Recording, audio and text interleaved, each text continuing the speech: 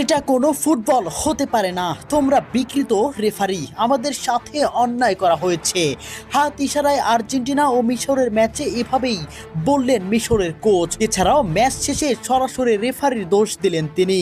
ম্যাচের সময়ও বারবার রেফারির সিদ্ধান্তকে দুই হাত দিয়ে অন্যায়ের প্রতিবাদ করেন তিনি। কোনোভাবেই যেন মেনে নিতে পারছেন না, সব সিদ্ধান্তই যেন মিশরের বিপক্ষে দিচ্ছেন রেফারি। কি হয়েছিল পুরো ম্যাচে? সত্যি কি রেফারি বিতর্কিত সিদ্ধান্ত দিয়েছে? চলুন যাচাই করে দেখে নেওয়া যাক।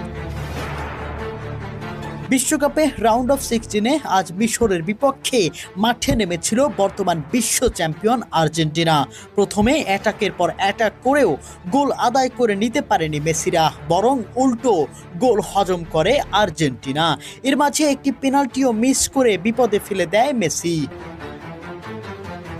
প্রথমার্ধে শেষ হয় 1-0 গোলে পিছিয়ে থেকে। ততক্ষণে একটা বিতর্ক পেনাল্টিতে, এমন ফাউলে পেনাল্টি ঘোষণা করেন রেফারি, যা সহজে মেনে নেয়নি মিশরের ফুটবলাররা। তবে সেখানে গোল মিস করায় সেটা ধামাচাপা পড়ে যায়।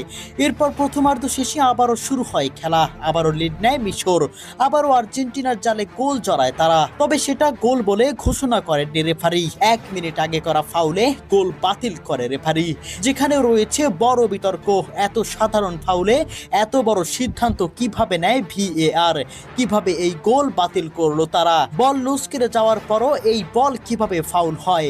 যাই হোক, ততক্ষণেও শান্ত নন রেফারি, খেলা চলতে থাকে। তবে আবারও গোল মিশরের। 2-0-তে এগিয়ে গেল মোহাম্মদ সালাহরা। তখন প্রায় সবাই ধরেই নিয়েছিল আর্জেন্টিনার বিদায় ঘন্টা বুঝি বেজেই গেল।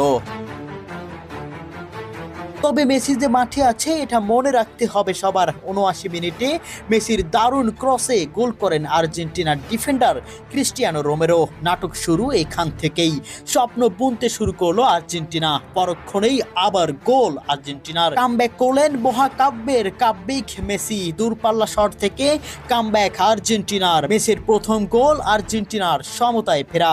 এ যেন কোনো ম্যাচ নয়, এ যেন এক বড় নাটক। তবে আসল নাটক তো এখনো বাকি। অ্যাটাকে মিশরের ফুটবলাররা, খেলার বাকি আর মাত্র কিছুক্ষণ। বল পায়ে মোহাম্মদ সালাহ ডিবক্সে ফাউল করেন আর্জেন্টিনার ডিফেন্ডার। খালি চোখে দেখা গেছে সরাসরি ভাবে এটা ফাউল, স্পষ্ট এটা একটি বিতর্কিত ধাক্কা, এবং সেখান থেকেই পা দিয়ে মোহাম্মদ সালাহকে ফেলে দিলেন আর্জেন্টিনার ডিফেন্ডার।